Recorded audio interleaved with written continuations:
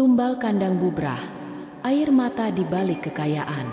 Kekayaan memang menggoda, tapi pernahkah kau bertanya, apa yang harus dibayar?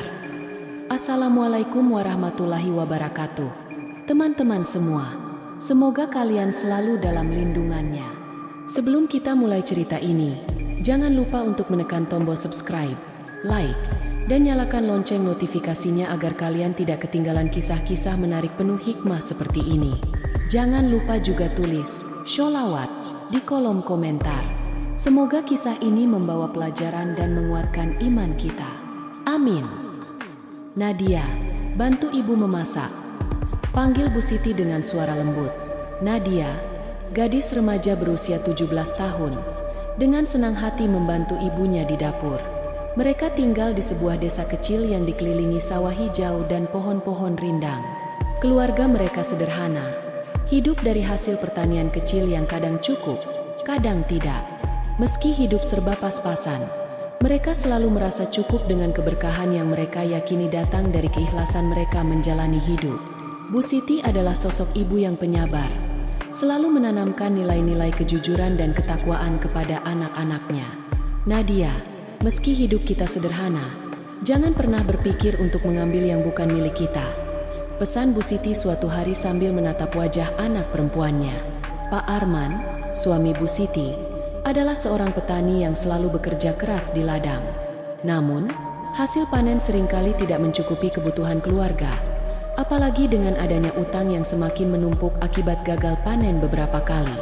Bu, kenapa kita tidak mencoba usaha lain? Mungkin jualan di pasar? Tanya Nadia penuh semangat.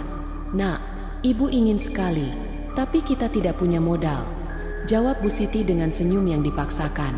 Nadia merasa iba melihat orang tuanya yang terus berusaha keras demi kelangsungan hidup mereka. Hari itu, Bu Siti mendengar kabar dari tetangganya, Pak Hadi, yang mendadak kaya raya. Pak, tetangga kita, Pak Hadi, katanya kaya mendadak setelah ikut ritual pesugihan di kandang bubrah, ujar Bu Siti pelan saat makan malam. Nadia yang mendengar itu langsung bertanya, pesugihan itu apa, Bu? Bu Siti terdiam sejenak, lalu menjelaskan, itu jalan pintas untuk mendapatkan kekayaan, tapi harus menyerahkan tumbal. Pak Arman meletakkan sendoknya dengan perlahan. Kita tidak akan pernah melakukan hal seperti itu, Bu. Aku lebih baik mati miskin daripada harus mengorbankan seseorang, katanya tegas. Namun, malam itu, Bu Siti menangis di kamarnya. Ia merasa terhimpit oleh keadaan. Melihat anak-anaknya yang seringkali kelaparan, ia mulai mempertimbangkan hal yang tidak pernah terlintas sebelumnya. Ya Allah, apa yang harus kami lakukan? Gumamnya dalam doa. Keesokan harinya, Bu Siti kembali mendengar cerita dari tetangga lain tentang pesugihan di kandang bubrah. Pak Hadi katanya cuma perlu menyerahkan ayam sebagai syarat awal, cerita tetangganya. Meski tampak sederhana, Bu Siti tahu bahwa pesugihan tidak pernah sesederhana itu. Ada harga mahal yang harus dibayar di belakangnya. Malam itu, Bu Siti dan Pak Arman berdebat hebat. Bu, aku tidak akan ke kandang bubrah. Kau tahu itu melanggar agama, tegas Pak Arman dengan suara tinggi. Tapi, Pak, bagaimana dengan anak-anak kita? Apa kau tega melihat mereka kelaparan setiap hari? Balas Bu Siti sambil menangis. Pak Arman akhirnya terdiam. Dilema meliputi pikirannya. Beberapa hari kemudian, di bawah tekanan dan putus asa, Pak Arman memutuskan pergi ke kandang bubrah bersama seorang dukun yang dikenal ahli dalam ritual pesugihan. Pak, ritual ini hanya untuk mereka yang benar-benar berani. Kau harus siap dengan segala risikonya, kata sang dukun dengan suara berat. Mereka berjalan melewati hutan lebat. Suara burung hantu dan gemerisik daun menambah suasana mencekam malam itu. Setibanya di sebuah tempat terbuka, dukun itu mulai menyiapkan sesajen. Ayam hitam, bunga 7 rupa, dan minyak wangi yang baunya menyengat. Duduklah di sini, dan jangan bicara apapun, perintahnya. Pak Arman mengikuti dengan tubuh gemetar. Malam itu, ritual pertama dilakukan. Pak Arman merasa tubuhnya dingin ketika mendengar suara-suara gaib mulai berbicara melalui sang dukun. Siapa yang mengganggu wilayahku? Suara serak menggema di ruangan gelap itu. Pak Arman tertegun. melihat bayangan hitam besar muncul dari kegelapan. "Aku butuh kekayaan," ujar Pak Arman dengan suara bergetar. Bayangan itu tertawa kecil. "Kekayaan akan kau dapatkan, tetapi ada syaratnya. Setiap 10 tahun, kau harus menyerahkan tumbal," ujar bayangan itu dengan nada mengancam. Pak Arman tidak sanggup berkata-kata. "Apa yang terjadi jika aku tidak menyerahkan tumbal?" tanyanya dengan gemetar. "Semua yang kau miliki akan lenyap, termasuk nyawamu dan keluargamu," jawab bayangan itu. Dukun di samping Pak Arman hanya mengangguk, seolah sudah terbiasa mendengar hal itu. "Baiklah, aku setuju," jawab Pak Arman dengan suara lirih. Bayangan itu perlahan menghilang, meninggalkan bau kemenyan yang menyengat. Pak Arman merasa tubuhnya lemas. Ia sadar, keputusan ini akan membawa konsekuensi besar dalam hidupnya. Dalam waktu singkat, kehidupan keluarga Pak Arman berubah drastis. Pagi itu, ketika Nadia membuka pintu, ia terkejut melihat tumpukan uang di depan rumah mereka. "Bu, Pak, lihat ini!" teriaknya. Pak Arman dan Bu Siti bergegas keluar dan takjub melihat rezeki yang datang begitu saja. "Ini pasti karena ritual itu," bisik Pak Arman dalam hati. Mereka mulai membangun rumah baru yang lebih besar dan membeli berbagai barang mewah. Tetangga-tetangga mereka mulai membicarakan keluarga Pak Arman yang mendadak kaya raya. "Mungkin mereka menang undian," kata seorang tetangga. Namun, Pak Arman tahu betul dari mana semua kekayaan itu berasal. "Pak, hidup kita berubah. Aku tidak percaya ini terjadi," kata Bu Siti dengan mata berbinar. Pak Arman hanya tersenyum getir. Di balik kebahagiaannya, ada ketakutan yang mulai menggerogoti hatinya. Apa yang akan terjadi 10 tahun lagi? Pikirnya sambil menatap keluarga kecilnya yang kini hidup dalam kemewahan. Tahun demi tahun berlalu, dan keluarga Pak Arman terus menikmati kekayaan mereka. Namun, di tahun ke-9, hal-hal aneh mulai terjadi di rumah mereka. "Bu, kenapa setiap malam aku mendengar suara tangisan?" tanya Nadia suatu pagi. Bu Siti mencoba mengelak. "Mungkin itu suara angin, Nak. Jangan terlalu dipikirkan." Namun, malam itu Nadia mendengar suara yang lebih jelas. Bukan hanya tangisan, tapi juga suara langkah kaki yang bergerak dari satu sudut rumah ke sudut lainnya. "Pak, ada yang aneh di rumah ini," ucap Bu Siti dengan nada khawatir. Pak Arman hanya diam. Pikirannya sibuk mengingat janji yang dibuatnya bertahun-tahun lalu. Sudah dekat waktunya, gumam Pak Arman di tengah malam yang gelap. Ia tahu, makhluk gaib itu akan segera datang untuk menagih janjinya. Ia tidak bisa tidur, hanya duduk di ruang tamu sambil memandangi foto keluarga yang tergantung di dinding. Suara-suara aneh semakin sering terdengar. Piring pecah tanpa sebab, lampu pada mendadak, dan bayangan hitam sering muncul di sudut-sudut rumah. "Pak, ini bukan hanya angin atau kebetulan," kata Bu Siti sambil memegang tangan suaminya. "Aku takut, Pak," tambahnya dengan mata berkaca-kaca. Malam itu, Nadia terbangun dari tidurnya karena mendengar suara keras. Ia membuka pintu kamar dan melihat ada jejak kaki basah di lantai. "Bu, Pak, apa ini?" teriak Nadia ketakutan. Pak Arman dan Bu Siti segera datang. Mereka hanya bisa saling pandang tanpa kata, karena mereka tahu makhluk gaib itu mulai menampakkan diri. "Kita harus mencari jalan keluar," kata Pak Arman. Ia merasa tubuhnya semakin berat dengan beban dosa dan ketakutan yang terus menghantui mereka. Namun, ia juga tahu bahwa melarikan diri tidak akan menyelesaikan masalah ini. Nadia mulai curiga dengan sikap orang tuanya yang tampak gelisah setiap hari. Suatu malam, ia memutuskan untuk diam-diam mendengarkan percakapan mereka di ruang tamu. "Pak, apa kita benar-benar harus menyerahkan Nadia?" tanya Bu Siti dengan suara gemetar. Nadia yang mendengar itu langsung terkejut. Ia menutup mulutnya untuk menahan tangis. "Aku tidak tahu, Bu. Aku tidak sanggup menyerahkan anakku sendiri. Tapi kalau tidak, kita semua akan celaka," jawab Pak Arman dengan nada putus asa. Nadia tak bisa lagi menahan diri. Ia keluar dari persembunyiannya dan berkata, "Apa maksud kalian? Apa ini semua karena kekayaan yang kita miliki?" Pak Arman dan Bu Siti terdiam. Mereka akhirnya menceritakan semuanya kepada Nadia.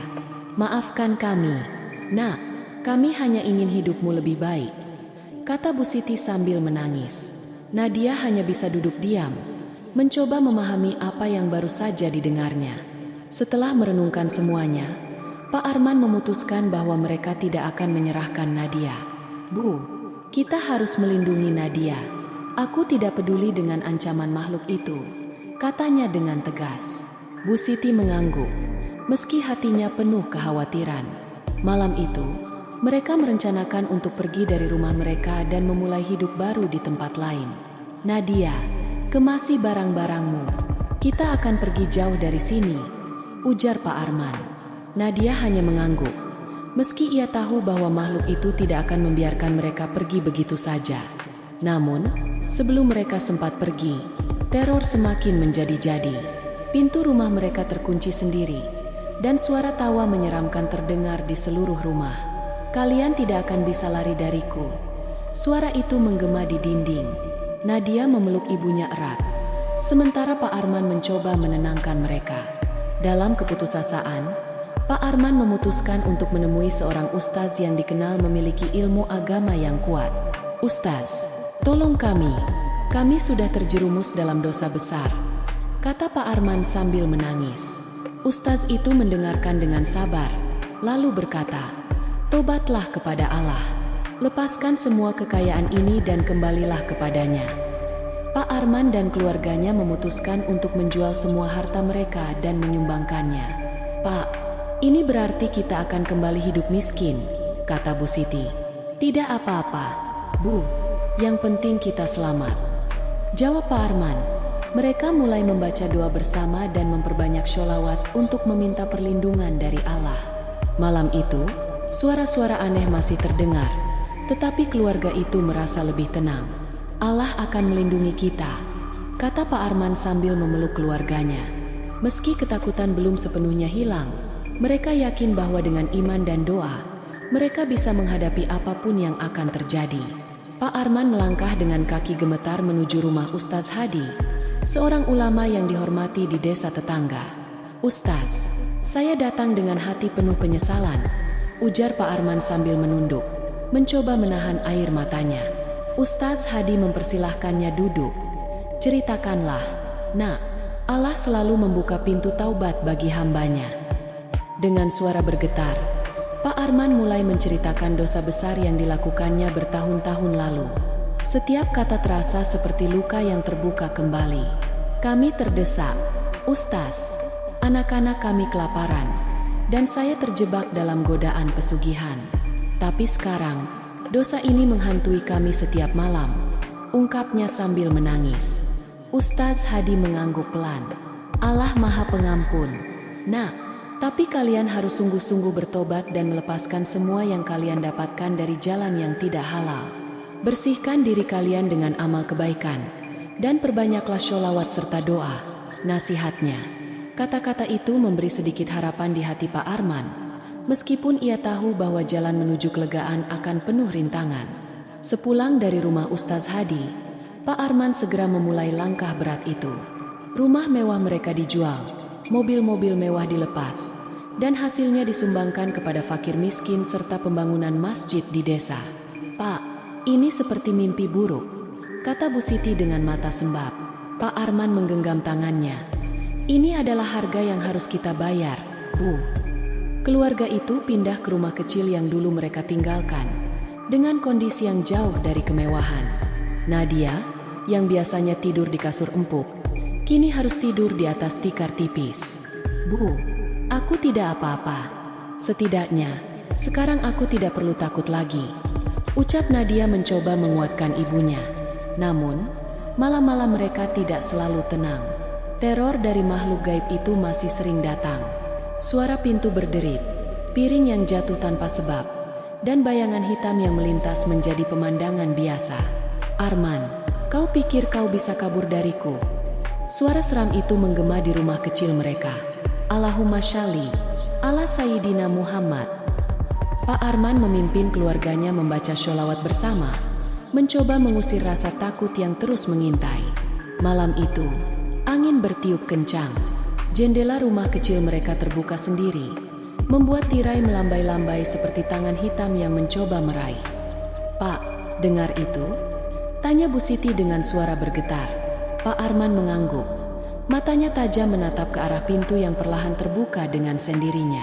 "Pergilah, kami tidak akan menyerah," teriak Pak Arman dengan suara lantang. Meski tubuhnya gemetar, sebuah bayangan besar muncul di tengah ruangan. "Kalian akan membayar mahal atas pengkhianatan ini." Suara itu menggema, membuat Nadia berlari memeluk ibunya erat. Pak Arman tidak tinggal diam. Ia mulai membaca ayat-ayat suci dengan suara yang semakin lantang. "Bismillahirrahmanirrahim." Suara bayangan itu memekik, lalu perlahan memudar menjadi asap tipis yang menghilang di udara. Meskipun lega, keluarga itu tahu bahwa ancaman belum sepenuhnya berlalu. Hari-hari berikutnya, keluarga Pak Arman mulai menemukan kekuatan dalam doa. Setiap malam mereka berkumpul di ruang tengah untuk membaca sholawat bersama. Nadia, yang semula penuh ketakutan, mulai merasakan ketenangan. "Bu, aku tidak pernah merasa sekuat ini sebelumnya. Sholawat ini seperti pelindung," katanya dengan senyum kecil. Pak Arman pun mulai aktif membantu masyarakat desa. Ia bekerja di masjid, membersihkan halaman, dan mengajari anak-anak mengaji. "Pak, apakah ini akan cukup untuk menebus dosa kita?" tanya Nadia suatu hari. "Hanya Allah yang tahu, Nak, tapi kita harus terus berusaha," jawab Pak Arman sambil tersenyum lelah. Kehidupan sederhana mereka mulai terasa penuh berkah. Meski teror masih menghantui di beberapa malam, mereka percaya bahwa kekuatan doa dan keimanan adalah tameng terbaik untuk melindungi mereka dari bahaya. Suatu malam, ketika keluarga itu sedang khusyuk berdoa, suasana rumah berubah. Udara yang semula dingin menjadi hangat, dan cahaya lembut seperti datang dari langit memenuhi ruangan. "Bu, apa ini?" tanya Nadia dengan mata berbinar. Bu Siti hanya bisa menangis bahagia. "Ini pertolongan Allah, Nak. Ini bukti bahwa Dia mendengar doa-doa kita," jawabnya. Setelah malam itu, teror yang menghantui mereka perlahan menghilang. Tidak ada lagi suara aneh atau bayangan hitam yang mengganggu.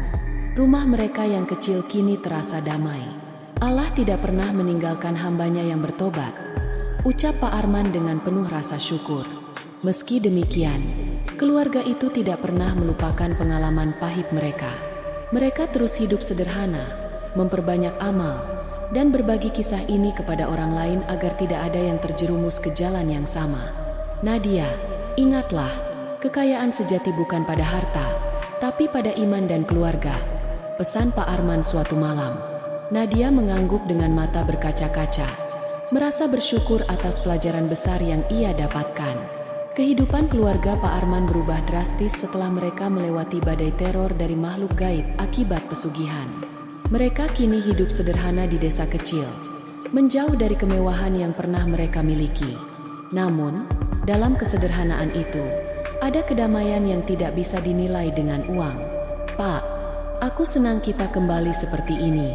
Rasanya hidup kita lebih tenang," kata Nadia sambil membantu ibunya memasak di dapur kecil mereka. Pak Arman sering menceritakan kisahnya kepada para pemuda desa. "Hati-hati dengan godaan jalan pintas. Kekayaan yang datang tanpa kerja keras akan membawa kehancuran," ujarnya dalam sebuah pengajian di masjid. Para pemuda mendengarkan dengan khusyuk. Beberapa bahkan menangis mendengar perjuangan Pak Arman melawan makhluk gaib yang terus menuntut tumbal. "Pak, apakah kau pernah menyesal?" tanya seorang pemuda. Pak Arman tersenyum lemah. "Aku menyesal, tapi penyesalan itu menjadi kekuatan untuk berubah. Allah memberi kesempatan kedua bagi siapa saja yang mau bertobat," jawabnya. Kata-kata itu menjadi pelajaran besar bagi mereka yang mendengarnya. Kisah keluarga Pak Arman mulai menyebar dari mulut ke mulut. Banyak orang yang datang ke rumah kecil mereka untuk mendengar langsung cerita perjuangan mereka. "Bu, aku tidak menyangka kita akan menjadi seperti ini," kata Nadia sambil membantu ibunya menyiapkan teh untuk tamu-tamu mereka. Bu Siti hanya tersenyum, meski hatinya masih sering teringat pada malam-malam mencekam yang mereka lewati. "Ini adalah bagian dari rencana Allah. Nah, mungkin kita diuji agar bisa menjadi pelajaran bagi orang lain," Jawabnya lembut. Keluarga itu semakin dikenal sebagai contoh keluarga yang mampu bangkit dari dosa besar dengan penuh kesabaran dan keteguhan iman. Namun, tidak semua orang yang datang berniat baik. Beberapa mencoba mencari tahu lebih dalam tentang ritual pesugihan yang mereka lakukan. Pak Arman, bagaimana caranya agar bisa mendapat kekayaan seperti dulu? Tanya seseorang dengan nada penasaran. Pak Arman langsung menegur. Jangan pernah berpikir seperti itu. Kekayaan yang tidak halal hanya akan membawa kesengsaraan. Meski rumah kecil mereka tidak lagi dihiasi barang-barang mewah, kehangatan keluarga itu terasa seperti cahaya yang memancar ke seluruh desa. Bu, aku tidak lagi takut tidur sendirian, kata Nadia suatu malam. Bu Siti tersenyum. Itu karena hatimu sekarang dipenuhi dengan keimanan, Nak. Pak Arman dan Bu Siti mulai aktif dalam kegiatan sosial di desa. Mereka membantu tetangga yang kesulitan, memberikan makanan kepada fakir miskin, dan bahkan mengajarkan anak-anak mengaji di rumah mereka. Kita harus terus menebar kebaikan, meski hanya sedikit, kata Pak Arman saat mereka selesai membagikan makanan di masjid. Kehidupan mereka menjadi inspirasi bagi banyak orang. Tidak sedikit yang mulai mengikuti jejak mereka dalam memperbanyak amal dan menjauhi godaan duniawi. Pak, aku bangga menjadi bagian dari keluarga ini, ujar Nadia sambil tersenyum lebar. Dalam sholat malamnya, Pak Arman sering menangis.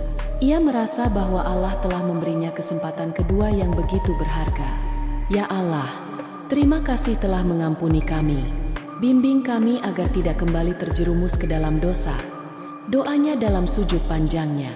Suatu hari, Ustaz Hadi datang ke rumah mereka. Pak Arman, aku kagum dengan perubahan yang kalian lakukan. Aku percaya Allah telah mengampuni dosa-dosa kalian, katanya. Pak Arman hanya tersenyum sambil menunduk, merasa bahwa perjalanan tobatnya masih panjang. Nadia, yang mendengar pembicaraan itu, berkata, Pak, Ustaz benar.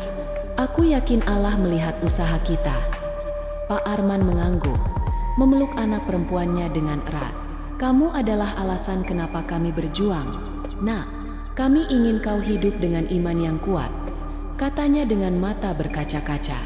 Bertahun-tahun kemudian, keluarga Pak Arman tetap hidup sederhana namun penuh keberkahan. Nadia tumbuh menjadi seorang perempuan yang kuat dan penuh empati. Ia sering membantu ayahnya dalam kegiatan sosial dan mengajari anak-anak di desa. Bu, aku ingin melanjutkan pendidikan di pesantren, kata Nadia suatu hari. Bu Siti terkejut, tetapi matanya berbinar-binar. Itu keputusan yang sangat baik. Nak, ibu yakin kau akan membawa keberkahan bagi keluarga kita, jawabnya dengan penuh kebanggaan. Pak Arman merasa lega melihat masa depan anaknya yang cerah. Semoga apa yang kita alami menjadi pelajaran untukmu. Nah, ingatlah, hidup ini adalah tentang keimanan, bukan tentang harta, pesannya. Nadia tersenyum, mencium tangan ayahnya, dan berkata, aku tidak akan pernah melupakan itu, Pak. Kini, keluarga mereka dikenal sebagai teladan di desa. Meski hidup tanpa kemewahan, mereka memiliki sesuatu yang jauh lebih berharga, kedamaian, iman, dan cinta yang tulus.